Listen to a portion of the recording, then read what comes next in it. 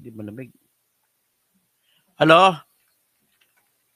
Mga kaibigan, andito po tayo ngayon. Isa pong itong bomba na exposition. Expose ko po ito patungkol po kay kung bakit hindi imbestigahan ang Ilocos, Pangasinan, mga flood control projects. Ito, pati Abra, hindi na bibinikan. No? Kasi,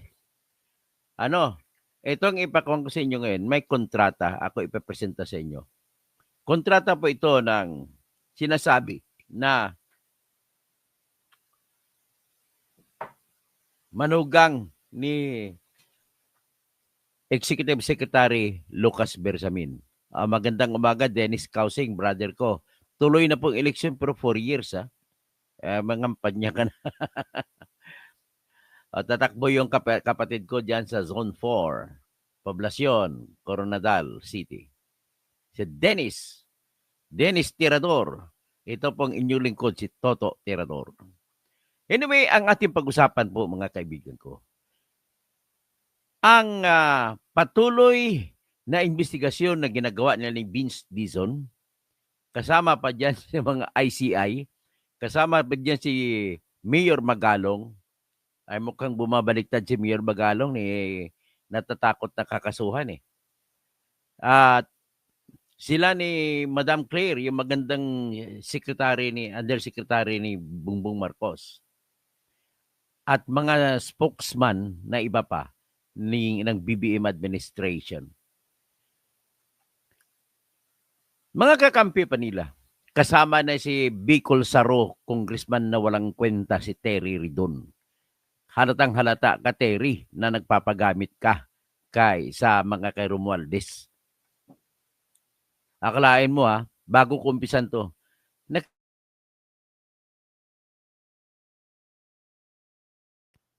ang kanyang expose ay may nakita daw siya na proyekto sa Davao City na Riverbank Project at pareho daw. Hoy, Terry Ridon, abogado ka lang, hindi ka engineer. Bakit? Anong pinakita mo? Pareho daw yung project. Pero na tiningnan ko, iba yung station. Alam mo ba yung station? Magtanong ka sa mga engineer. Halimbawa, kilometer ang pag-usapan natin. Kilometer number 1. Kilometer post, halimbawa, kilometer post 1. Sa unang proyekto, sabihin natin is 50 meters. So, ang unang station yan, station kilometer 1 plus 000. Tapos, tatapos ka in 50 meters or 100 meters. Sunod na station yan is kilometer 1 plus 0, 100. Kung 100 meters. Pero kung 50 meters lang, 0.50. Tapos tiningnan ko yung pinipresenta mong ebidensya, iba yung stationing. Parehong river. Pero ibang stationing. Pero pwede rin po mangyari na pareho ang stationing. Halimbawa, kilometer 1 plus 000. Di Ilog halimbawa, kilometer 1 plus 000 inumpisan. Susukat ka ng 100 meters. Ang kasunod na station is kilometer 1 plus 100. Kung susukat ka ng 100 meters. Ang ilog po, lahat po ng ilog, Mr. Terry Ridon, ay dalawa ang pampang. So, pareho ang kilometer station, magkaharap. Kwento ka ng kwento dyan, pinupuntirya mo lang Davao. Bakit hindi sa Bicol? Ang dami sa Bicol dyan. Bigat mo kamsat, Jurim.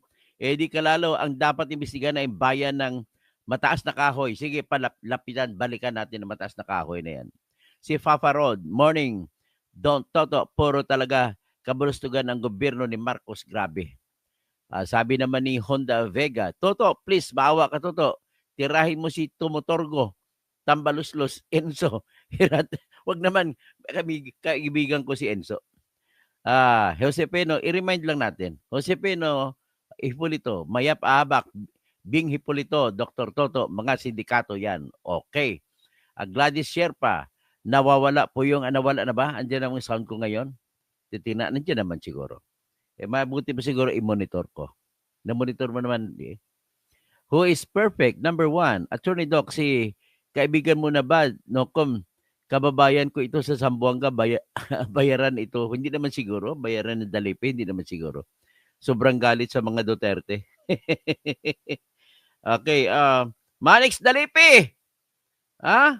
Tinuturo kay Bungo yung Super Health Center dyan sa Zamboanga City, pero sa'yo pala yan. Nako. Tapos, dami ng super Health Center dyan sa Zamboanga City. Puro lang super, wala namang mga doktor, walang midwife, walang nurse, wala ngang paramedic, wala nga eh. Anong klase? Patayo ko ng maraming super health centers. Oy, Mr. Bongo, ikaw ang may pakana niyan, di ba? Count. Oh, yan. Sana hindi mawala. Okay, nawawala-wala. Sige, pagbigyan niyo ko. Bear with me. Mabilisan lang ito. O ipakita ko muna yung kontrata ha. Attorney, sabi ng kaibigan kong Bingi, mag-sign language ka na lang.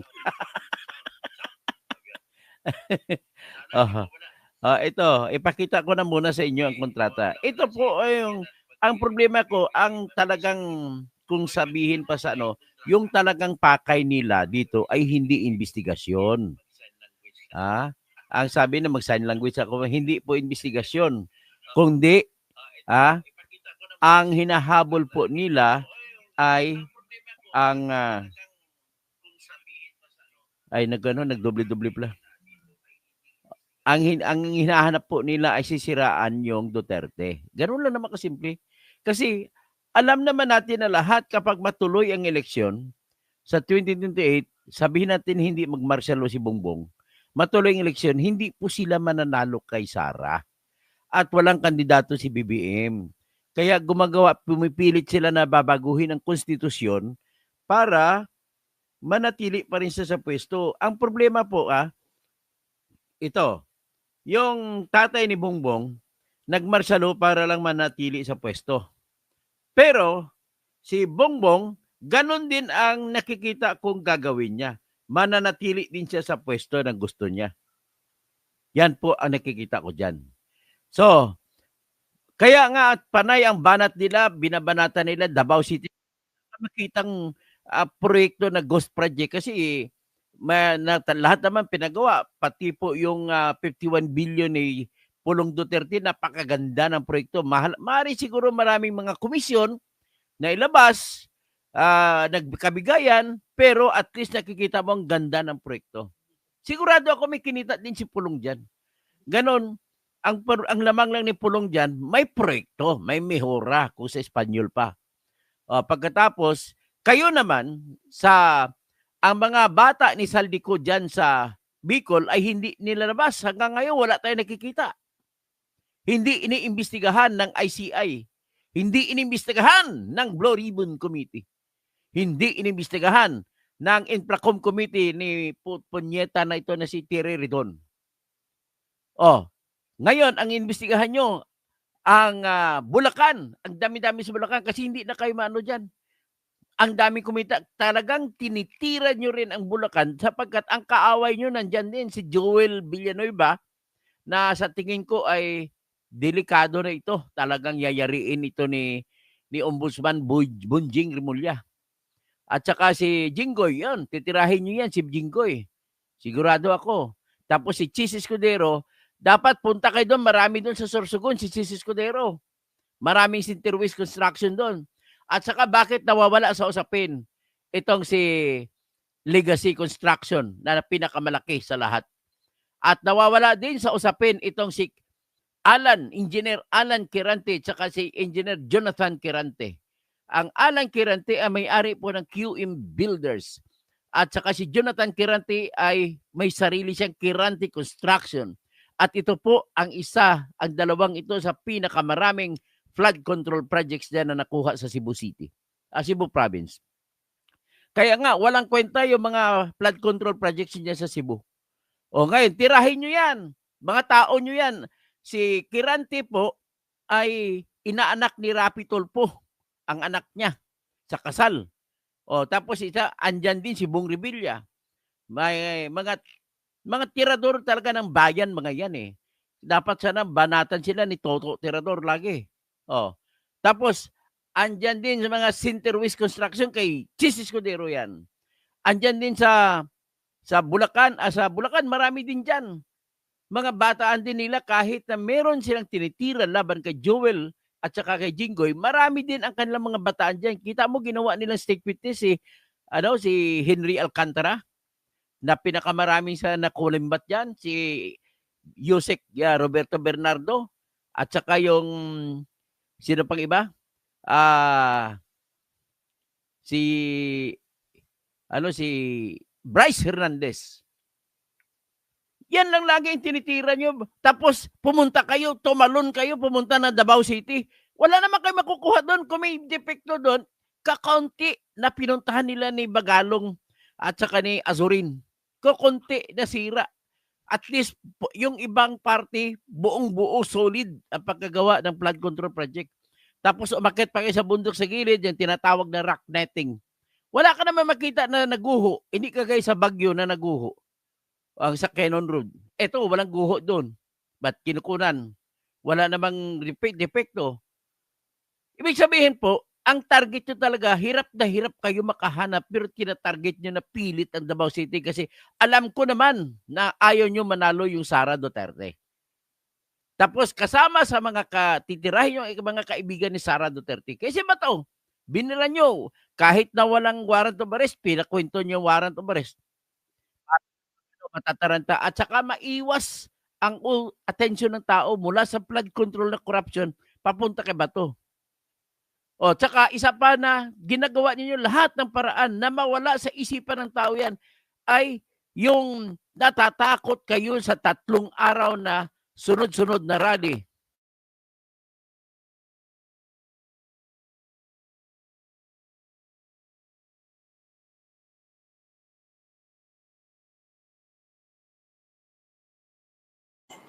May obligasyon din kayo mga ginsa. Marami po kayong naiboto, na-endorso na tao na wala rin kwenta. Kaya obligasyon nyo rin na tanggalin sila sa pwesto yung mga nilagay ninyo sa pwesto. Ha? Meron na ba? Okay. Ngayon, ito naman po ang katibayan. Nanawagan po si Kabsat Chavit Singson. Unahin ang Ilocos Norte. Unahin nyo ang Abra kung saan taga-saan si Lucas Bersamin. Unahin yung iba. Ito ngayon may pakita ako sa inyo. Isa lang ito sa napakaraming kontrata na ipapakita ko sa inyo.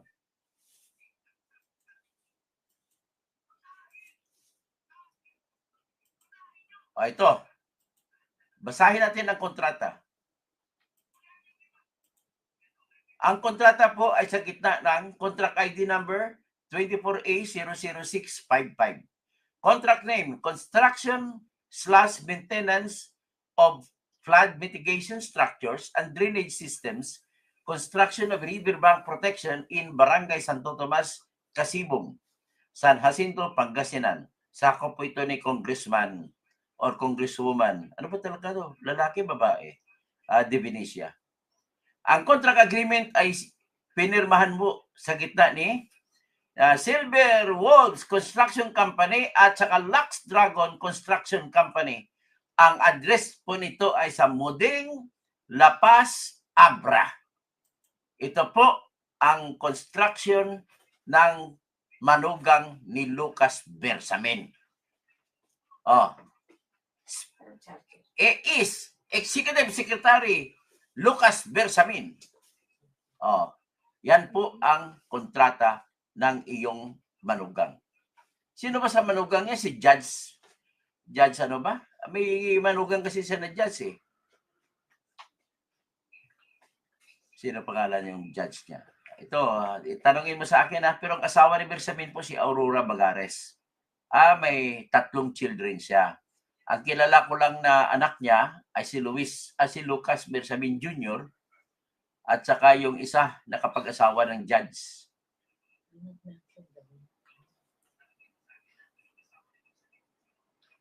Si Judge Nino Embuscado. Ang anak ni Pia Bersamin, imbuskado. Sino yung sino may hawak ng kontrata na yan? So, yan ang kontrata pinirmahan noong January 3, 2025. Magkano ang halaga niyan? Ang halaga niyan ay 187,239,299 pesos and 2 centavos. Okay. Yan. Ang haba niyan. Tapos, dali. Yan, mga detalye ng kontrata. So, ang pumirma dito ay ito. Palakihin ko ang pangalan, Ang pumirma dito ay si Ronel M. Tan, CESO 3, Regional Director ng Ilocos DPWH. At saka si Alvin Digo, General Manager ng Silver Wolves Construction at saka Lux Dragon. Siya ang nagre-represent. Tapos ang nag-witness, yung nag-award yan, nagtrabaho si Jerry Hukar. Chief siya ng Construction Division ng DPWH Region 1. At saka, Accountant 4 ng DPWH Region 1 na si Dexter D. Lomboy. Yan po ang kontrata ninyo. Ladies and gentlemen, what is worst now? Hindi po ito ginawa hanggang ngayon. Ito po ay guni-guni, ghost. So, yan po ang pinaka-problema dyan. Ghost project ni Lucas Bersamin. Panugang yan. Lucas Bersamin, birahin mo itong manugang mo. Kawatan talaga. Sayang na naman ang pangalan binuo ng iyong kapatid na si Congressman na pinatay, si Luis Bersamin. Saka may kapatid ka pa isa na naging gobernador ng Abra. Sayang naman ang mga pinundan niyo na pangalan. At ikaw naging Chief Justice ka pa. Hindi ko akalain ng isang Chief Justice ay magdadako sa ganitong mga gawain. Kaya nga po ay wag unahin niyo muna dyan sa Ilocos. Itong pinisita ko sa ngayon sa Port District ito o sa district ito ni Congressman o Congresswoman De Venecia na anak ni Speaker De Venecia dati. Okay? So yan lang po ang ating ngayon bibirhin. Banat kayo ng bamat sa ibang lugar, ibang pamilya, ibang mga politiko, pero ang inyong bakuran ay hindi nyo nililinis. Magbasa na lang ako si Pipito. Wala na pinag-usapan sa Pinas, kundi magnanakaw dito, magnanakaw doon. Ganon nga, lahat ng parte ng Pilipinas, kahit oposisyon, meron din kani-kanyang mga pinagtatago. Pero lumalabas sa ngayon, mas kukunti ang ninakaw ng mga Duterte kumpara sa inyo. Misia Silagan, tama ka to. Gitabangan nila si Sara, di gihapon magsilbi kay 70% sa mga Pilipino Duterte. Rodi Rabi, Cardo sa Bukid, kaya pala todo suporta si Bersamin kay BBM. Morning po, Dr. Toto. Okay. Si Rodi Rabi, Pastor, pagkatapos Petra Gatosong, good day. Who is perfect? Number 1, Attorney Engineer. Madami po sindikato sa infra project. Yan sa Abra, si Bersamin, may blessing kay Lisa Bangag. Okay. Eddie Calalo, si Engineer Gargiula ng mataas na kahoy, isa pa to sa Batangas. Ang dapat imbestigahan, mas mayaman kaysa kay Diskaya. Si Roda Sarona, bisto-bisto, manluloko, BBM, mga loko-loko, mga demonyo na kayo, bistado manhid. Who is perfect? Number 1, Attorney Engineer, fearless forecast, magsasabay si Enrile at Bangag sa impyerno bago matapos ang 2025. Jennifer Abueva, tama ka, Attorney, mga baliw ang gobyerno now. Valerie Serna, Ferdon Binahon, 2050. Sir, magandang umaga, sana mumultuhin na ng mga magnanakaw si flood control, kawawa. Mayroong nakakwanta nila. Tanggalin ko ito. Yan. So, anyway, tanggalin ko na ito para hindi na maistorbo. Nicky Quezon, birating yung dictator na si Marcos Jr., who is perfect, number 1. Okay?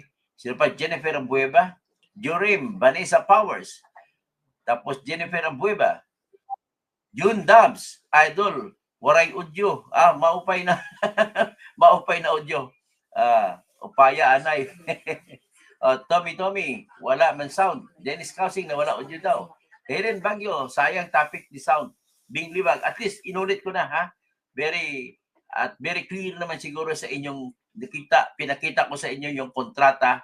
Ang kontrata pong yun hanggang ngayon ay hindi pa ginagawa. Ha? Tatanungin natin kay Lucas Bersamin, bakit po hindi pa nagawa yung kontratang yun? 2025, January, pinirman January 3, 2025. At bakit hanggang ngayon, Ibilin Quinto, wala pa rin? Jean Siri, walang sound. Bernard Magtibay. Okay, Helen Baguio. Sino pa? ESG Opinion. Okay, Nick Reyes. Okay, pagpasensya na ko kanina, walang sound kasi ginamit kong bagong mixer ay medyo palpak. So anyway, Sofio Cardenas. Sino pa? Vanessa Powers, Tommy. Okay, basta ito nakita ninyo, Nathaniel Bruce Cabidog na pangalanan na yan si Bersamin sa Senate hearing. Dapat imbestigahan din yan si Tanda, si Tandang Bersamin. Si Papa Rod, Morning Don Toto, Eric Calaro, dapat imbestigahan lang yan. Okay, Jorim Isipino Hipolito, Bayap Abak, Bing Hipolito, Bayap Abak Josepino, Gladys Sherpa, tapos okay, hanggang dyan na muna siguro tayo. At at least na-present ko sa inyo yung ebidensya na mayroong kontrata na hindi na ginagawa sa ngayon. Marami pa tayong darating. Pumapaikot po mga Toto Tirador Patrol. Siyensya, tandaan natin pag may kasunduan. Leonardo Bungosya, sakto ka to. Rodi, Rabi, Pastor, advice ko po kay Bato, magtago ka na lang kaysa magpakita ka. Pipito, Chinis, Nayan, sa kulungan para di pabarisan. Fortunato Bahunsua, Leonardo Bungusya, Liza Tanaka, magkasabwat sila kaya pilit nilang nililihis upang hindi sila mabibisto. Fernie Pinto Sr., ang taong walang junior. Romel Bingson, naimbag na bigat, Tirador Toto. Rodi Rabi, Leonardo Bungusya, Slick Rick, puro kurap mga partido ngayon ni BBMs resign. Okay. Pipito, talagang matigas ang panga ng Pangulo. Tapos, Romel Bingson, who is perfect. Ang problema yan, nagsindikato siya sa pinsan niya na Waray, na si Romualdez. Nako, ubusin na yung Pilipino nito. Hanggang dyan lang muna. Ulitin ko lang, ang in-expose natin sa ngayon ay yung kontrata ng manugang ni Lucas Bersamin na siyang dating Chief Justice ng Supreme Court at siya sa kasalukuyan ay Executive Secretary. So, ganun po siya kagaling. Meron din siyang sariling ghost project din. Akala natin tayo iba lang nagguni-guni. So, meron din po yan. Hagip pa dyan sa bawang na onyon kay Congressman Paulo Ortega na matabang tao. Hindi ko alam kung bakit mataba siya. Hindi ako ang katawag dahilan ng mataba ang tao ay dahil sa pagkain.